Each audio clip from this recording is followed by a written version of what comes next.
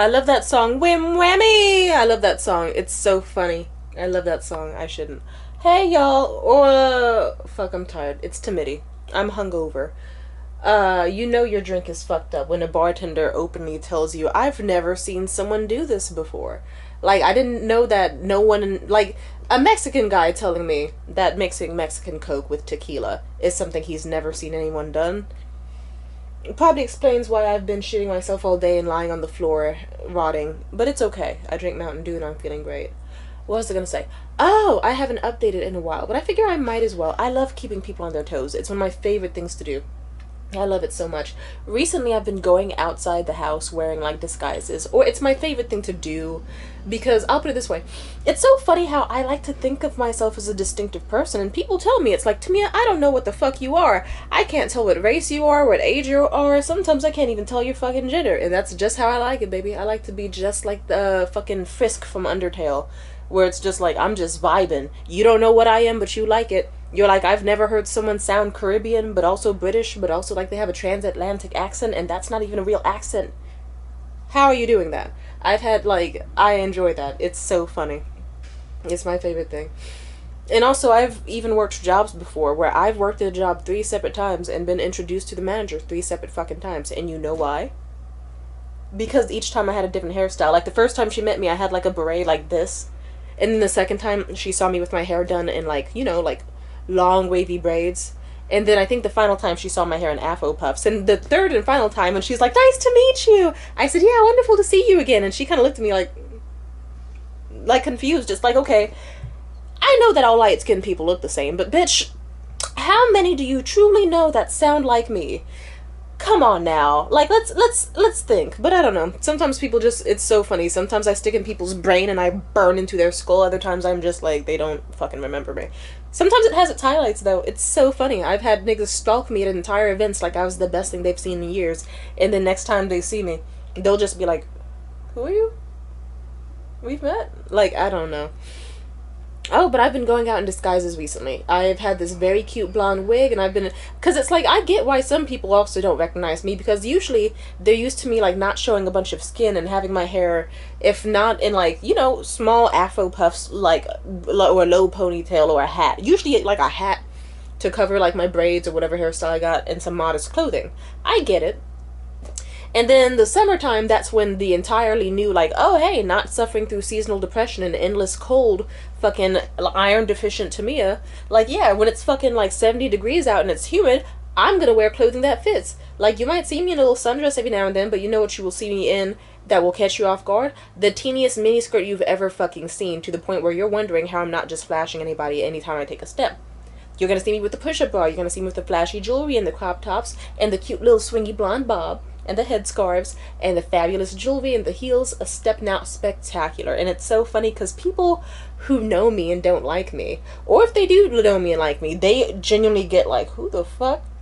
Do you know how much of a flex it is to be so hot that even the ops just talk to you? I got so dolled up a few nights ago, like sometime last week, that niggas lost their fucking minds. Like, you would have thought Lori Harvey entered the fucking room. You would have thought I was Tyra fucking Banks. You would have thought I was Brandy fucking Canones. That I was fucking Shalom Harlow.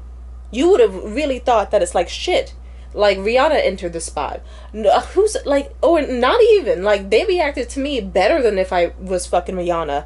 Like, I didn't even get to walk into the establishment with my homie. And this one comedian guy who I do not, like, historically we have not liked each other. Whatever, it's fine. He saw me, and he called across the street. He was like, hey, Joe! Hey, I recognized you because I couldn't even fully see you from this distance with my glasses, but I figured, hey, an old guy with a really hot black chick? Yeah, that's Joe. And then he immediately, like, mind you, this guy doesn't even say hi to me or give me even, like, the smallest head nod when he sees me. But when he saw me, he was like, can I get a hug? Damn! You look so... Oh, you look fucking hot, girl. You look gorgeous. And then I was like, what kind of fucking, thank you, yay. And you know what happened? I walked to the venue and we see the other comedians. This one nigga who I truly, like, you will never see me talk to his ass. Ever. Bitch ass, lame ass, bitch ass nigga. He looked at me and he did look like he wanted to say something positive. Like, or at least not entirely negative. It's like, yeah, and I just rolled my eyes and walked past. You know what happened? I saw another nigga. who is friends with the big op guy who I don't even speak to, and he straight up was like, "Hey, looking great," like full on eye contact, like looking great, like it's like niggas who have me blocked were showing up to hug me. Niggas who have not spoken to me in like a year or even 2 years are dapping me up, saying I look gorgeous, rushing up to tell me how good I looked. I didn't even enter the venue, and within the first like 3 minutes of entry, I had at very least 7 different people how do you pronounce it? Jaw-droppingly losing their fucking shit. I was like, okay. Oh! Like, this one comedian there, he's huge in my local comedy scene, and I kind of cursed out one of his family members very abrasively on the internet. Extremely abrasively. Like, I said some shit that feels motivated. I don't want to, let's not go there. Let's just say it was rough. It was like, I said all sorts of fucked up ass shit. Like, below the belt. I think I brought up her Section 8 that she couldn't even get. Yikes, I'm sorry, girl. Well, am I? No, she was a bit. So okay, well, I'll put it this way. If the bitch didn't want me to talk shit about her on the internet, she should have not been trying to fight me over a fucking Popeye's chicken sandwich. That's some Boondocks plot level shit. I'm gonna call her what she needs to be called. Even, I'm just saying. What was I saying? Oh, back to that. So anyway, I cursed out this very, very, very popular funny ass man's family member online. And I didn't know how he would react when he saw me, but I was tipsy enough and fucking fine, and I didn't give a shit. I wasn't here for, truly, I was there to show support, but I wasn't here for any, weird scene politics or whatever. But with this man, he sees me, and he just openly, he goes from talking to his homie to just, he does this, little, you saw his full body, I can't even, the look in his eyes was, pure lust. And like some sort of borderline cunty, sort of almost gayish, oh girl, work, serve, cunt, he had this look. I wish I could show you how this man physically, his feet stopped in his tracks, and he just, the first words out of his mouth were, "I am loving this blonde hair." Oh, he was gagged. I was like, ah. This nigga was stuck, and I was like, "Oh my god, thank you so much!" And I was talking to him, and then I see his girlfriend next to him. But I'll put it this way: for context, these people are 70, or at least this big comedy guy, and so is his girlfriend. And I know how women are. And also I thought to myself, nigga, I'm so glad that you want to give me a compliment, but you have to recognize, damn near borderline having your jaw fall, your tongue roll out of your mouth onto the fucking floor over someone who's not even 1/4 your age, I think. That's almost correct math. Next to your girlfriend. That's a good way to start a fight. It's like, ah shit, did I get so hot that I'm about to start a fight on the way home? So I was gonna do it anyway, but I was like, "Oh hey girl, I remember you too." And I noticed she had a new hair color. I was like, "You look so fucking good. Oh my god, that new red hair color looks so good. It brings out your eyes. I remember you. We've met before." And she was she was kind of gagged too. At first she didn't remember me, but then she was like, yeah, I remember. She said, "I hate to say it, but the voice did give it away for me. But you look so absolutely amazing. You look gorgeous." I was like, and I was euphoric. And then even as even the bartender was losing their mind, people in the audience were turning around, fully turning around 100 and something degrees. I don't know, I don't do math. 360 degrees. Let's put... They did a full 360 just to look at me from the audience. Several people got up from the audience just to talk to me. It's like, fuck. Okay, see, moments like this kind of make me wish that I tormented more people when I was younger. It's like, damn, if I knew I had that power, I would have been, wow. Or I think even when I was younger, I knew I was attractive, but I still had I won't say total self-worth issues. I liked myself, but I guess it's just I don't know, when I was young, it was I'm the baddest bitch, but are these wonderful people who will truly give to me? Because even if they make promises, I'll just assume it's unnecessary, love bombing type promises. It's no girl, that guy actually was willing to take you to a fine dining restaurant, even if you had your fucked up ass hair underneath a beret or a beanie that didn't fit it. Like, even if you looked like a motherfucking peanut character from that motherfucking Proud Family movie, like, they were just happy to have you because you looked fucking gorgeous.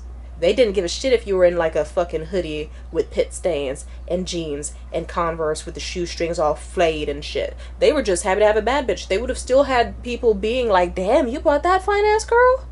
Ooh, ooh. Like, so let's just say I'm 24 and gonna turn 25 soon.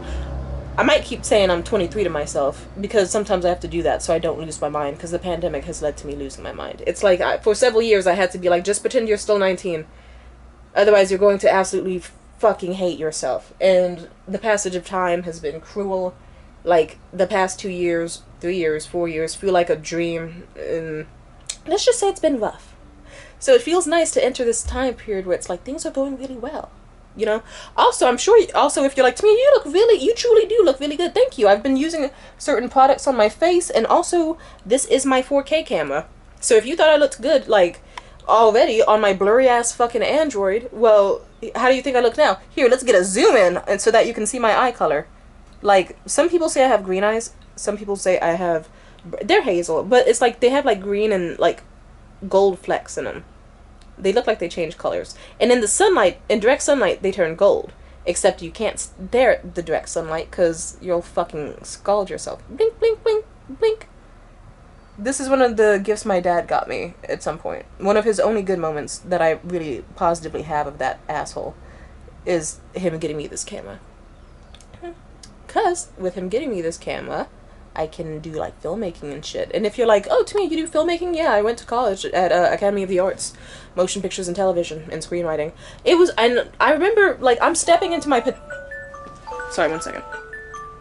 Let's just say this is a period of renewal and stepping into one's power, and I really appreciate that. Because even when I've been like, oh, I don't know, life feels like this, life feels like that, blah blah blah, guess what? Like, I've been kind of losing it. I've been like, oh my god, I'm aging, I'm getting older, I'm probably gonna get uglier, I'm probably gonna have like one of those like saggy necks with like a little underdeveloped chin, and I'm gonna get like acne or whatever the fuck, and scarring and sunburns, and I also was upset because I was gaining weight. But it's like, honestly, if you saw the weight that I've gained, you'd call me fucking stupid, because it's like, okay, I'm still skinnier than most people in my fucking area, number one. Number two, I look fucking good and luscious, like, in every single way. If anything, it's good for me to have weight, because before I used to be severely underweight to the point where you were just scared. I looked like I needed fucking 20 cents a day and Sarah McLachlan fucking crying in the background and shit. Bitch, I looked like, I still looked good, I looked cute, I looked tea, but it's like, you know, it's like, oh, but, you know, sometimes you don't want to have it hurt when you sit down. Sometimes you don't want your hair to fall out. Sometimes you don't want to have your ribs jutting out that dramatically. And sometimes you want your titties to be full. So you know what? I'm happy that it's like, yeah, I had a bunch of fucking carbs and fatty foods and Mountain Dew, and I came out the other side and I'm still built hella sexy like Jane Mansfield. It's like Jane Mansfield at worst, Jane Fonda at best. I've still got it. So let's calm down. Like, and like, even then I'll have moments where I'm like, I probably will look so busted, and I'll go outside and people will treat me like shit. I remember this one specific moment. I left my house, I just threw on some shit, and I remember it was like a huge event going on in my area, and not every single person, but most people on the street uncannily turned just to stare at me like, oh. Like, they were really stuck, like, oh. And I thought to myself, what? Me? In this too tight ass little fucking dress I got years ago from Forever 21 that doesn't even fit, and this little shitty cardigan, and this beret? Wow. And I felt like a fucking god. And the way people were staring at me and trying to talk, I was like, oh, okay. It's good to know that sometimes things really are just in your head. Funny enough, I don't like insecure people. And also, I see why, because some of that shit that they've done has rubbed off on me. If it hasn't rubbed off on me psychologically, it's certainly rubbed off on me due to the physical consequences. And I don't like insecure people. I don't. They do shit to self-sabotage themselves and others. I had to cut off some really good friends of mine recently because I had to realize they weren't really good friends. It's like, okay, like, for example, I tried to do something very bad to myself. And you know what I got? I got 2 responses from 2 of the friends in the friend group that were just, oh, Tam, and Tam, no. No DM, no phone call, no effort anyway, just that. And then I realized it's like, okay, you know what, Talia, you used to be so amazing back in the day with your support of my screenwriting and all that, but you know what? I thought to myself, you know what, it's done. I'm not. Because it's like, she would treat people who treat her like shit better than me. So, and like still have the nerve to talk about feeling alone and shit. It's like, bitch, answer my fucking messages then. So it's like, you know what? Suck my dick. Go away. The other one, it's like we had just gotten contact. I thought to myself, okay, you know what? You go be low effort with Talia and be happy that way. Keep your ass away from me. And the third and final friend, let's just say they were like obsessed with me, which I don't have an issue with inherently. But my obsession with them was romantic. Theirs was platonic. So it was a very interesting dynamic where I was like, hi, listen, I like you a lot. I just need space for like a single day or two so that I can like get rid of my feelings and cope and process things and then come back and be your friend with the high contact we usually have and be unaffected. But they just kept doing weird shit. It's like, okay, nigga, you're out here trying to starve yourself for 2 fucking days. And, bitch, it's like, or it's like, no, it wasn't even a full 24 hours, which is really wild. It's like, okay, why are you, like, you're having fucking stress dreams, damn near night terrors, and waking up in a cold sweat and checking your phone hesitantly because you're that afraid to lose me. Calm your ass down. Like, calm your ass down. And then other shit that they did, and let's just say too much mind games, too much stress, not good for me. I get it. I still have a positive opinion of them. I even sent a gift to their house that they may or may not have gotten. If they have, cool. If they haven't, I don't know which would hurt more. Them getting the gift and still, well, let's just say a lot of shit hit the fan and I'd rather not talk about it. It makes me sad. But fuck them. Fuck them, that's why.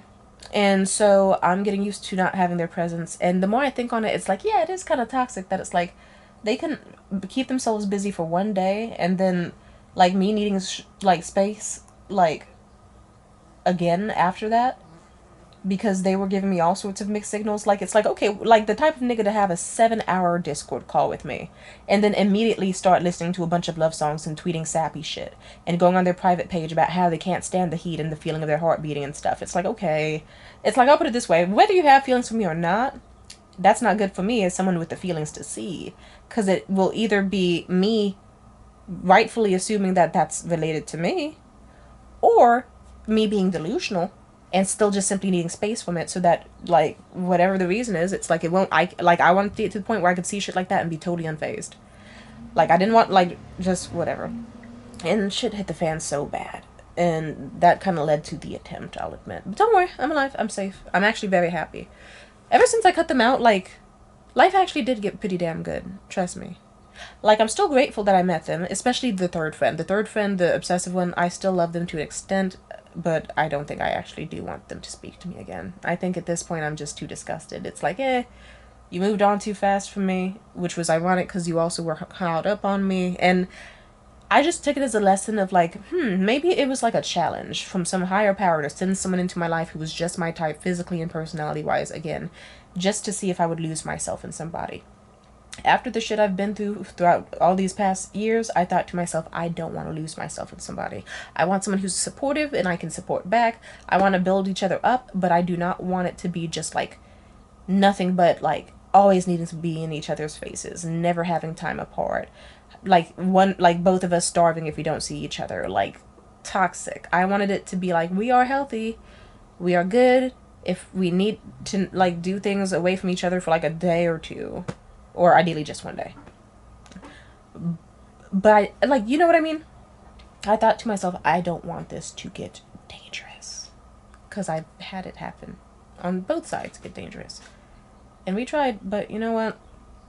It just didn't last. And so if they want to move on and get hyper attached to somebody and keep their like little weird anxious attached avoidant bullshit and just keep throwing themselves into other people and getting lost in others, I'm gonna find myself. And so far I have.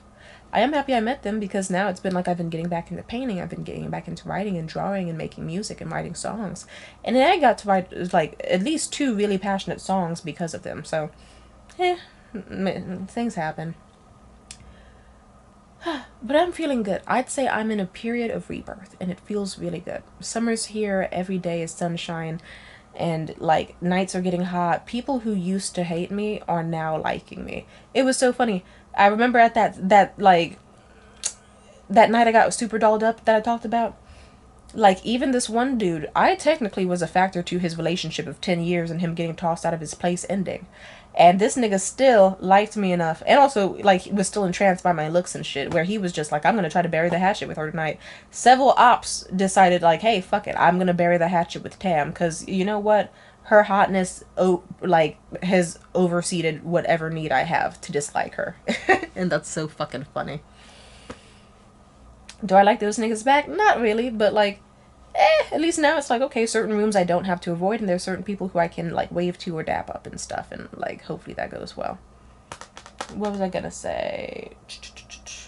Oh, also, like, I like to just do, like, I don't know, I'm one of those people where it's like, it's fun to just do shit just because. Like, yeah, it's like, okay, I know I'm just gonna go to a few like comedy shows or open mics, but you know what, I'm gonna get extra dolled up just because. And because of that, I'll have these amazing outings and events and invitations and opportunities come up. It'll be like, you know what, like, why not do this, why not do that? Like, I did that rap battle last year, I was on a dating show several times last year, I've done a lot of things, and more things are coming. Like, hell, funny enough, I just got a voice acting gig for a video game that's coming out in the next few months. I'm really happy about that. It feels really good. I love my voice lines, and even if no one else claps for me or thanks me or rewards me, because I don't always need some like obsessive simps or like someone frenzied over me. Like, it feels great, trust me, I love those people, God bless those people.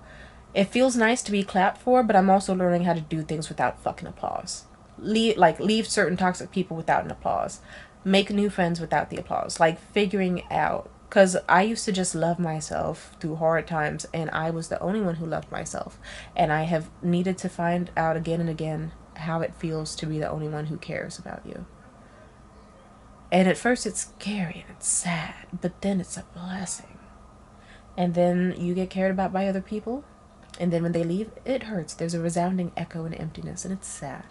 But you know what? You still never abandon yourself. You stay going. And that's the important part. You know that, right? I love myself so much. And I'm just so happy. I'm working on projects where it feels euphoric, where it's like, look, I'm making a painting and I'm nailing the details. I'm learning how to paint opal, and no one knows how to fucking paint opal, but I am. Like, hell, I made this fucking t-shirt a while back, and I got to wear it the other night, and I've been experimenting with my fashion, where I get to be like the cute little alt girl of my dreams. I get to wear gothic clothing, or whimsical clothing, or hyper feminine. I get to dress like fucking Grace Kelly if I want to. I'm learning how to like make eye contact and socialize and greet people. I'm learning how to tell jokes without any hesitation or fear, or not caring if people laugh or not. I'm learning to embrace like my spirituality, my hobbies, my standards, my boundaries, all of that. If anything, hell, I'm figuring out what is and is not for me, and it feels great. Because you know what? I had a phone call with a so-called friend today. They've been cut off multiple times. But I noticed, like, they do this thing, and they've done it all the time, where they'll ask how I'm doing and then basically just be waiting their turn to talk or tune it out. And if I'm doing good or perceivingly better than them, they will either entirely dismiss it or say something insulting. Or, worse. Excuse me. It'll be somebody, or it'll be that same person. If I have any bad news, it doesn't quite seem like they're happy to hear it. Not always, sometimes maybe, but not always. It'll still be like a flicker of like something in them I'll notice. That's just like, oh, here we go again. Oh, like they don't even know how to deal with their own issues, especially not mine. That's the sucky thing, is loving people and knowing that it's like, they will see you as a drain, but then the whole time, even if you're the one who's been there for them for millions and millions and millions and millions of fucking bullshit on their part, there's no issue with them venting to you for several hours straight about their woes in their life. But the second you want to talk for longer than 10 seconds about what you're going through and expect something other than, right, okay, or, well, good luck with that, then suddenly you're the bad guy. No. No. So, when I was talking to them today, I was talking about, like, Ryan Coogler and, like, why his success is so huge. Because the world, I'll put it this way, he made a movie that superseded a Spielberg fucking film. Jaws, nigga. in box. Like, that movie made $361 million fucking dollars. And it's a movie with a majority, like, almost all black POC cast. And it has, like, romance, horror, drama, vampires. It's a clusterfuck of a movie. And maybe it's, I'm gonna say it, I'm not saying it's terrible. I'm just saying it's like, I don't know if I can give it higher than a 7.5 in my opinion. I just think I don't know, like, certain parts, I did not fuck with that much. But you know what? I still valued and loved the film entirely. I still did. You know, because there's a bunch of slop out here. So it's still a fucking masterpiece compared to any other bullshit out on the scene right now. And this nigga made so much fucking money. And he set his own terms. So he owns the movie. He gets a fuck ton of money. He can, like, he made himself a king, a god, damn near. Like, I don't know how to say this, but, like, we live in a Trump's America. Especially in a climate, in a world where people will even see, like, oh, look, here's a half black character, one single person in a whole cast of white people, and people will still find a way to complain. Like, a lot of shit's getting weird right now, and this person, despite every fucking odd, has made a blockbuster hit with an all black and Asian and Irish and all that other shit cast. And superseded fucking Jaws, one of the most critically acclaimed horror movies ever. So much praise, so much cash, all that shit. He superseded it in Trump's America. And he set the terms so that he not only owns the film but gets most of the fucking money. People thought that movie was only going to get, like, wouldn't even hit 2 million. It hit 361 million. This is huge. It's fucking huge. That even made, like, because of that, it has a direct impact on my life. Not just because he's from my area, like my city. God bless him. Amen. Because, and also, like, it's just. Oh, wait, no, he's not from my city. He's from that. Well, whatever. You get what I mean, though. He's from my area. Shout out to Cali. This nigga. Legend. All I need to say. Funny enough, he's coming into my city tomorrow. I'm actually excited to see that. Well, yeah, let's see. Anyway. But I was talking to my fucking white hater-ass insecure friend about it. And, like, I could just tell that they weren't listening. And they were about to do the same shit they always do that was about to kill my fucking energy and my optimism. And then on top of, like, and it's so funny because before we got on that topic, I remember they were trying to ask what my specific goals were, and I was just like, oh, well, you know, I have some shit in the works right now, and I'm just excited to see them work out. And right before he could say the words, like, ooh, like what? I said, we all have our secrets. And he was like, oh, okay. And he got kind of salty. It's like, yeah, nigga, you have a history of not being supportive. I'm not going to tell you. And then even when I did talk about the Ryan Coogler movie Success of Sinners, and how that was a huge fucking deal and all this shit, and especially how that even contributed to me, because, you know, when I was a little girl, like, I would have even, like, my little white best friend come up to me and be like, Tamia, why do you always draw white people? Why don't you draw black people? Because you're a black person. And I'd be like, you have a point, why don't I? And it's like, you know why? Because fucking societal racism as well as internalized racism. There was a hierarchy in my mind that was fed for me from a very young age and supported by the people around me. And it takes a lot to break out of that. Like, it really fucking does. It does. That's why any strides I've done as a person over the past few fucking years are huge. Because not everyone gets that fucking far. But what is especially impressive, oh my god, like, let's just say I've even had friends be like, oh, hey, Timmy, I see you're working on the script. Oh, I'm surprised this character isn't black. Why don't you make them black? It would fit thematically into the story probably even better than if they were just, like, you know, like, white with a tan. It's like, that's a good point. And then even this other script I was working on, like, takes place in, like, I think it's called the Qing Dynasty, or, like Qing Dynasty. You know, like, Empress Wu Yi type shit. I kind of thought to myself, like, this all seems, like, it all seems amazing. But I thought to myself, what if instead of it taking place in that dynasty with that culture, why not have it take place in, like, you know, like, African culture with African mythology instead of, like Chinese mythology or whatever. It's like, and you have to kind of ask yourself, like, oh, what kind of internalized racist styles in my head are like, it's more fascinating to learn about Chinese and Japanese and Korean and German and all sorts of European mythology, but we avoid and neglect African mythology, despite it also being not only a huge fucking continent, but a very huge fucking culture. Very expansive. Like, why do we neglect it? And the answer is just truly internalized racism.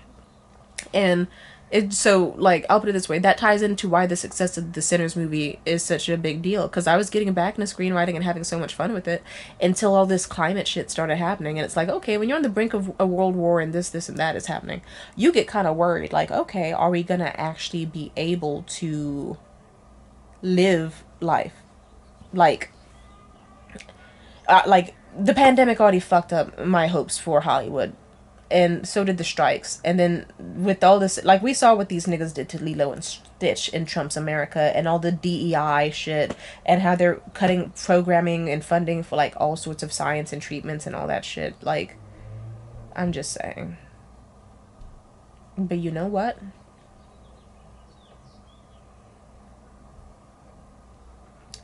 Yeah, and like Sinners in this climate getting the extreme acclaim it has and the extreme praise and like all of that has changed me so much that it's like the other night when I was making sad songs about my fucking now ex-friend, I also got to be like, hey, what if I actually made this take involving like Ethiopian mythology or Nigerian mythology and da da da da da and tied it together, and that's fucking beautiful and I love that shit.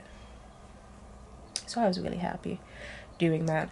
Now, I didn't get to tell my friend all that shit, but at some point in us talking, I could just tell he was going to do the same shit of just like, good for you, or, well, good luck with that, and just, it's like, just no opinion, no stance, nothing. And I had to remember, oh, right, I'm talking to a very annoying, insecure white dude who came from blonde hair, blue eyes, just the most annoying son of a bitch ever. Like, that type. And I thought to myself, okay, you know what? You know what I did? I hung up in that nigga's face. Because I kind of thought to myself, you know what, let me just spare myself the embarrassment and the awkwardness, because I know what I fucking believe and I know what I stand on, and I know that Ryan Coogler's success directly makes me hopeful for that I can one day make a movie involving my own experiences and without having to feel the need to put in a white character or an Asian character for palatability and respectability politics. That I will one day be able to see black women and black young girls, and we have our own movies, and we don't just have to rely on like old outdated 90s sitcoms or whatever, or fucked up blaxploitation films or crime movies for our representation. I like that Ryan Coogler has his success because it directly impacts further filmmaking, especially for the black community. Amen.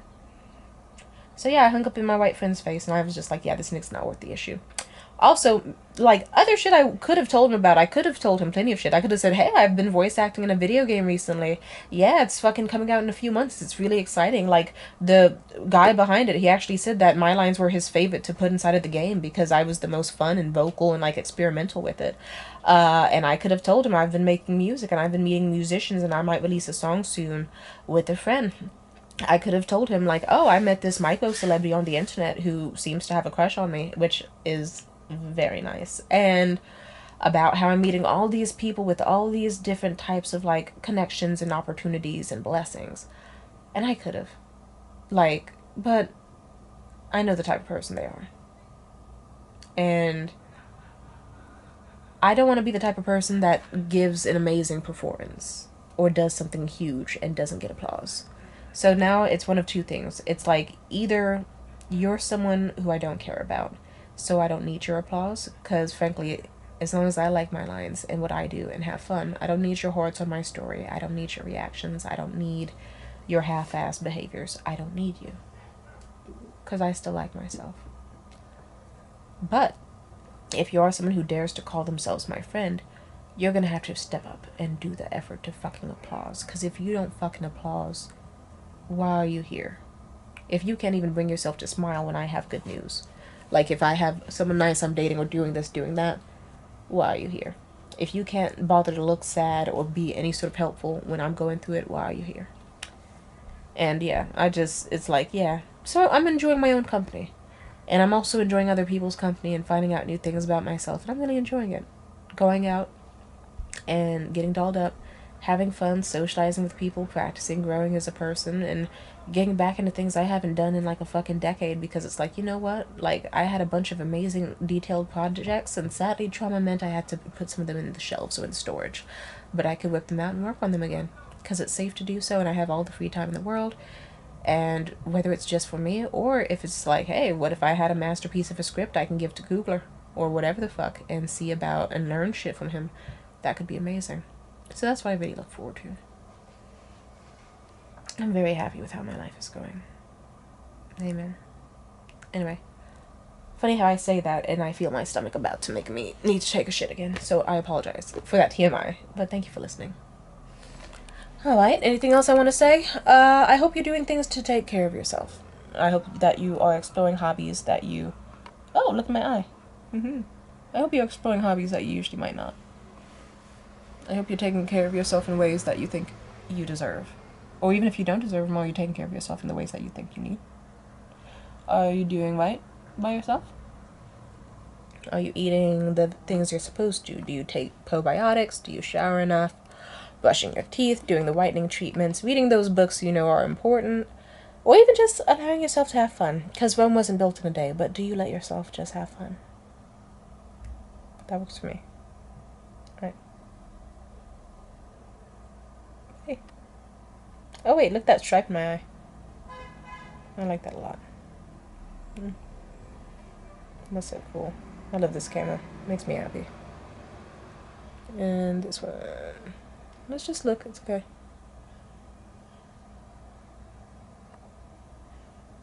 It's good to appreciate yourself even when no one else will. So frankly, it doesn't matter if you like this clip or not. Because, well, I liked making it. I liked doing it. And it's all for me.